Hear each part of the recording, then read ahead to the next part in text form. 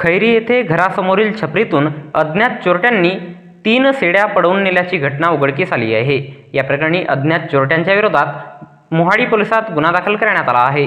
भंडारा तालुक्यातील खैरी येथे दिनांक 26 मे 2024 रोज रविवारला रात्री 1 ते 2:30 वाजता दरम्यान शैलेश ईश्वरकर वय 30 वर्षे यांनी आपल्या 10 शेळ्या घरासमोरील छपरीत बांधले असता 10 पैकी 15,000 रुपये किमतीच्या 3 शेळ्या त्यांना दिसून आल्या नाही।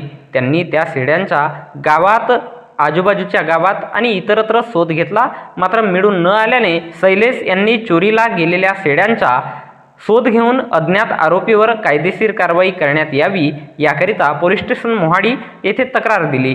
या प्रकरणी मोहाडी पोलिसांनी फिर्यादी शैलेश ईश्वरकर यांच्या तक्रारीवरून अज्ञात चोरट्याच्या विरोधात गुन्हा नोंद करण्यात आला असून या घटनेचा पुढील तपास पोलीस हवालदार भुरे हे करीत आहेत।